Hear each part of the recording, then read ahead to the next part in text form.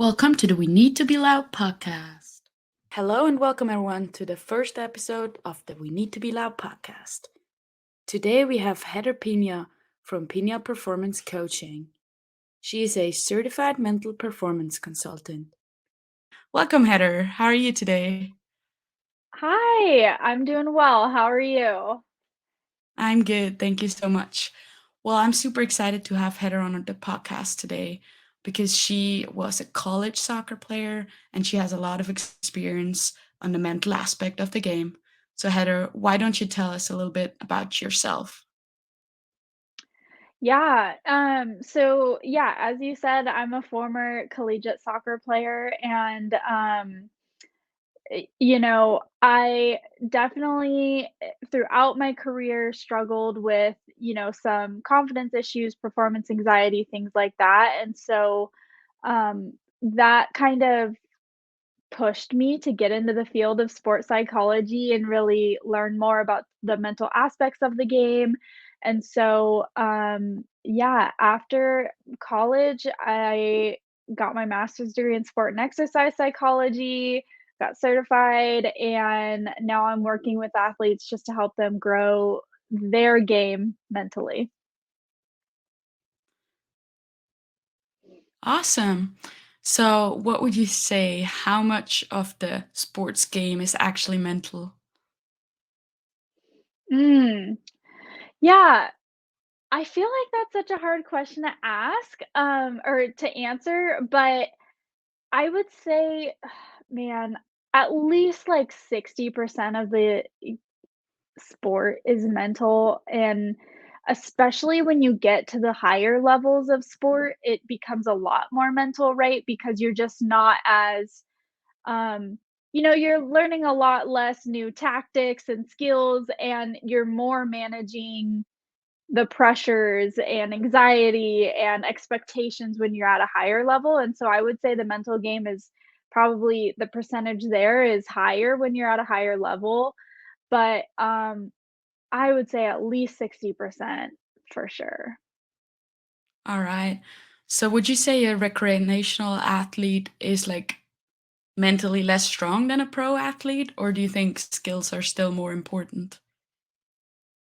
Mm, yeah, I wouldn't say that they're less mentally strong. I think that that probably just depends from athlete to athlete, but I think that their focus, right, and a recreational athlete, their focus is more of like, um, just kind of going out and having fun, and whether it's maybe, just playing their sport because they love it or playing to stay active versus, a professional athlete, there's a lot more weight to it. I think they build more mental strength through sport, but than like a recreational athlete. But that's not to say that a recreational athlete can't be mentally strong. For sure, yeah, that makes sense. But do you think to get to the top, it's like mental, you need to be so super strong? Or do you think it also builds like within the years you play as a pro athlete? Mm. Yeah, I mean, I would say a little bit of both, right? Like, you're definitely going to build mental strength throughout the years, but it's definitely necessary to get to the top because, um, when you're a professional athlete, you have well, for one, it's their job, right? And so it's like the winning, the expectations are a lot different for a pro athlete than, let's say, even, a recreational or competitive club athlete, right?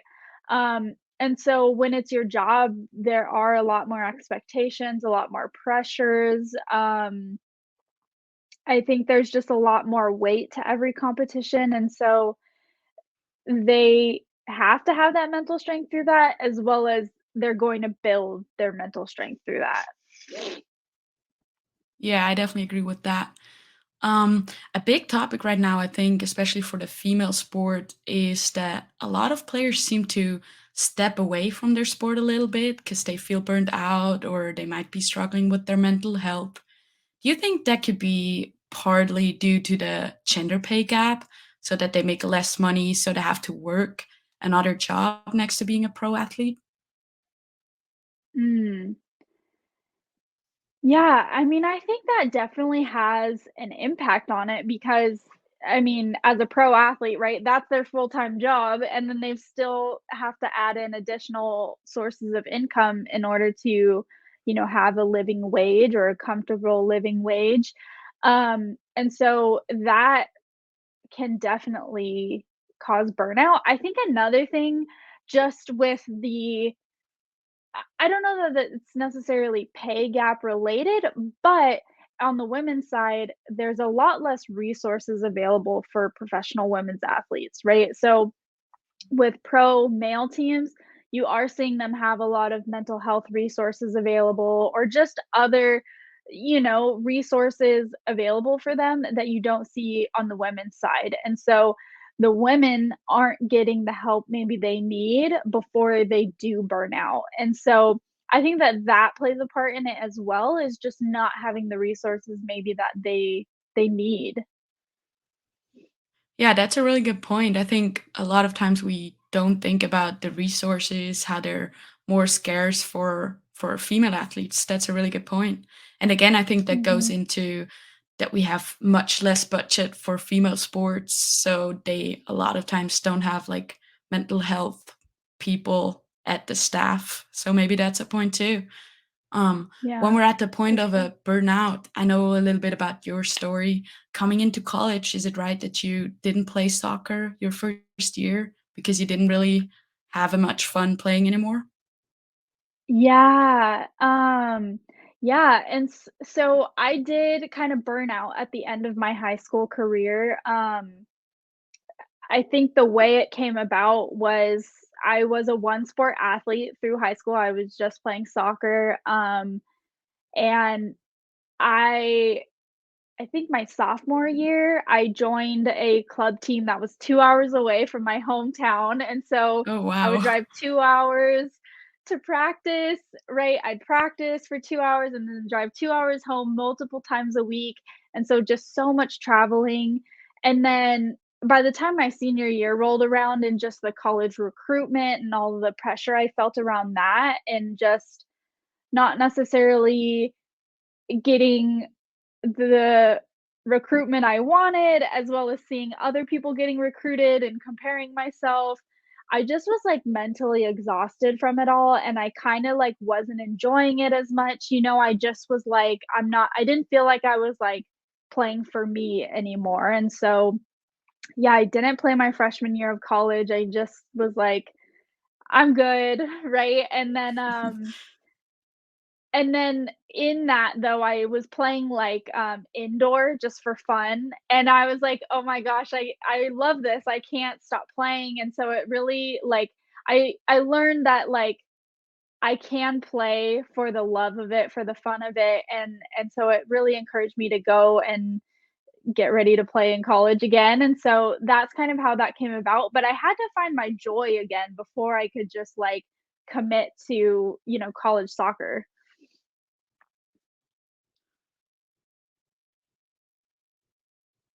Yeah, that sounds great. I mean, I think sometimes it's important to just step away from sports, and I could see that maybe that's something that a lot of professional athletes also do occasionally because they lose the fun, because there's so much pressure behind it. So, do you think for you Mhm. it was like that pressure that got too big, or it was just everything else that was going on? Mm, yeah, I think a big part of it was the pressure of college recruitment and just the stress of it. And, my whole senior year, I had worked to get recruited for college, right? Like, all of my years of soccer were to work towards going to college and playing soccer. And then my senior year, it wasn't happening. And I think I just was stressed about it. I didn't know what my future looked like, right? And yeah, it totally was like mentally taxing on me Mm.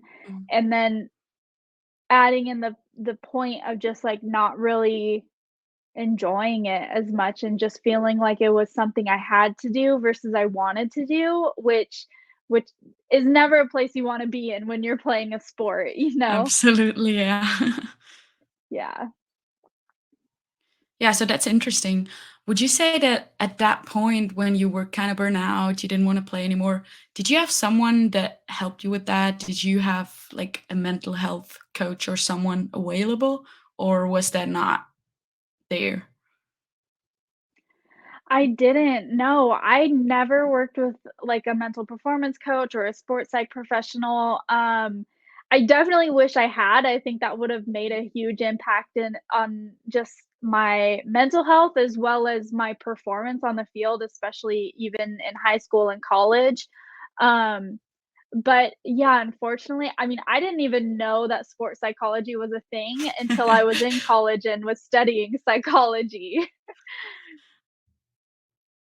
That makes sense, yeah. That goes back to what we discussed earlier. I mean, a lot of athletes don't even know that there are sports psychologists available or they're not Mhm. tied to a team, so it's just too expensive for people. So I think that's definitely something that should change in the future because as you said too, you didn't feel like you ever reached your full potential, which if you Mhm. worked with someone, do you think that would be something you would have probably reached and you might play at a higher level? I mean, I would hope so, right? I can only, speculate, but I definitely think, for sure it would have made a huge difference. I would have, knowing what I know now, I think I would have been so much more confident in myself. I wouldn't have, compared myself as much and just even like been able to manage my emotions, like anxiety and things like that. I think that that would have just been helpful for me in allowing me to just show up and play and do my thing versus, like, having all those mental struggles kinda going on, and so, I definitely think it would have helped, and I would hope it would have helped me to, reach my full potential too. Absolutely, yeah. So, do you think in terms of pro athletes, I'm sure you work with some of them, do you think that um they all kind of need someone that helps them to get to their peak performance? Or do you think now that we have like the internet and all those resources available, we can also do it through that? Mm, that's an interesting question. The one thing with the internet and using that as the resource is that it's very general, right? And so what works for one person might not work for them, or they're not able to really get into the nitty-gritty of what's holding them back or what's affecting them. Whereas, like, when they can work with someone one-on-one, that's when the skills are personalized to their needs. You can really dive into like, okay, what are the limiting beliefs you have that are not allowing you to reach your full potential? And so I think the one-on-one work is definitely a lot more beneficial, but I mean, you can still find things on the internet and take it and run with it, but I think the one-on-one work is definitely more ideal. I would agree with that, especially because everyone's different, as you said. Like everyone Yeah. might need a different coaching, different skills. I love the term you use a lot of times, which is getting the mental reps in, because everyone Mhm. knows we have to go to the field or we have to go to the gym to work on our bodies. But going back to saying 60% of the game is actually mental, that means we have to do a lot more mental reps than we think, right? Mhm. Yeah, and it's funny because sometimes I think people think like, "Okay, we're gonna work together for X amount of sessions, and then I'm gonna be good," right? But it's like, no, you have to keep putting in those mental reps every single day. It's not something you're never gonna have to do.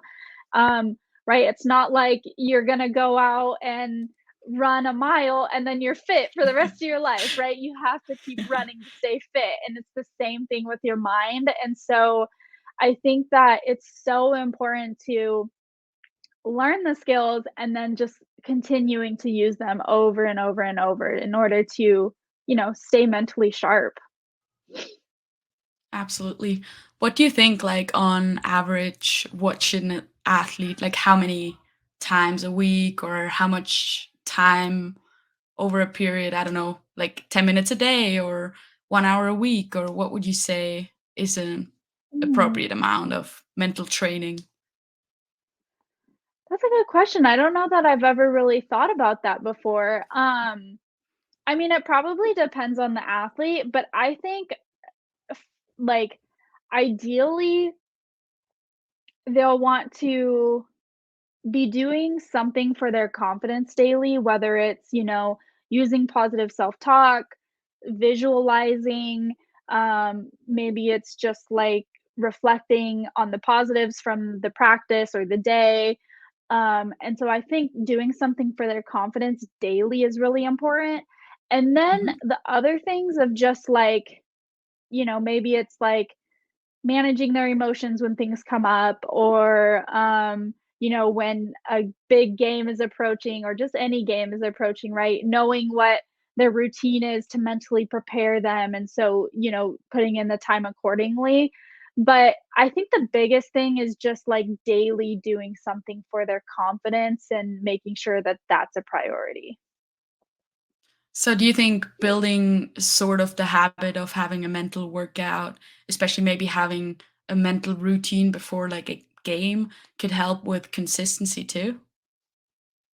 Oh, for sure, yeah.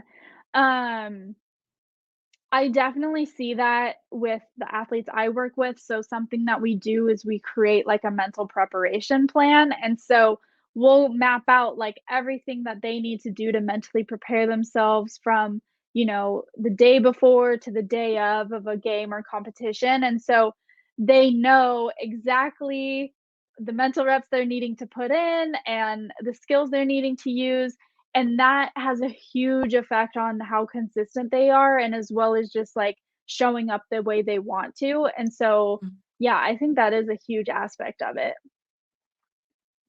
Yeah, and I think that's important for everyone to know because I think a lot of times, like maybe professional athletes, they perform well on a high level for like a longer period, whereas recreational athletes are like, yeah, I have a really good performance today, but then next week I'm going to be less good, you know? And I think that's kind of what Mhm, separates professional athletes from the rest because they get that consistency in. I think a lot of times we forget that that might just be because they're using a mental workout or because they know how important the mind is. Do you think that could be mhm. the biggest difference? I would say, yeah. I mean, part of being a professional athlete is just the level of dedication that they have, right? And the level of, you know, being willing to do the same things over and over and over, whether it's the physical reps or the mental reps. And so I think that they've dialed in how to be consistently dedicated and putting in those mental reps to making sure that they can be consistent. And I think that is the huge difference in like making it to maybe the top or Mhm. maybe, not quite getting there. I think that is a huge part of it. Yeah, I think so too. And as you said, like, I think it would be so great if we had more like people like you that could work with like teams. And even on the professional level, sometimes they don't have a sports psychologist, which is a Mhm, shout out to all of you guys out there. We need more sponsors, we need more finances for female athletes. We need the teams to get those mental reps in and perform at a high level and not burn out, you know? Um, mhm. do you personally work with teams, female teams, or no?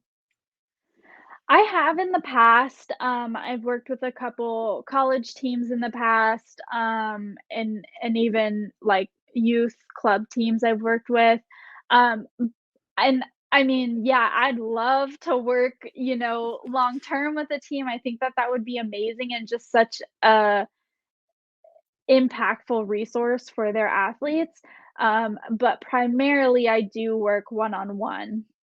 Mm. Well, yeah, hopefully people that are listening remember your name, Heather Pina, because I Yeah. think they would love to have you on their team, and I think you would be a great addition, you know? Just Yeah. even to make them more aware of what it takes to be a pro athlete and how not to burn out, you know? And yeah, do you have any final comments or anything you wanna tell the people out there? Um, putting me on the spot.